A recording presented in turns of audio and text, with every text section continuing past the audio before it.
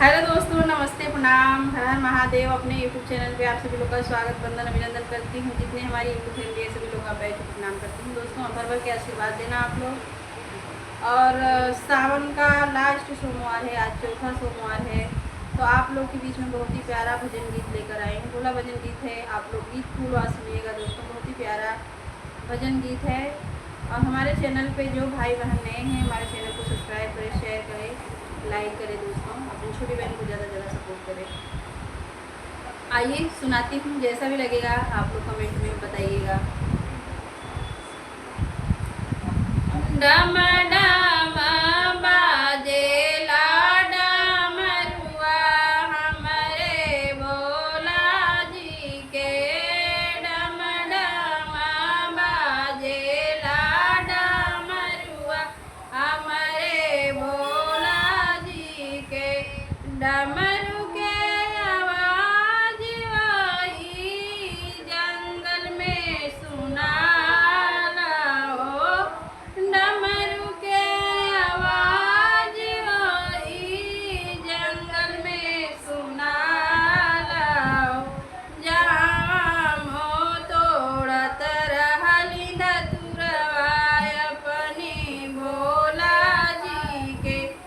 जहाँ मोह तोड़त रहली बेलपतिया अपनी भोला जी के।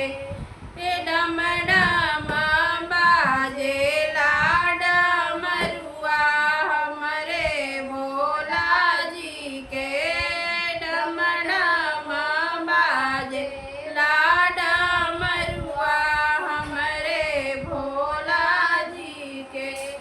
डमरू के आवाज वही बगिया में सुनाइल हो। डमरू के आवाज वही बगिया में सुनाइल हो। जहाँ मोह तोड़त रहली फुलवा अपने भोला जी के।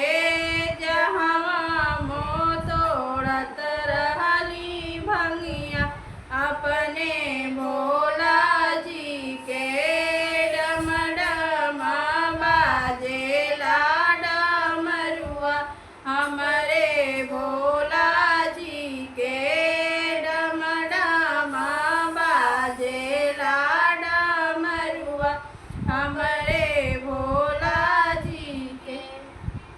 डमरू के आवाज वही गंगा जी सुनाइल हो।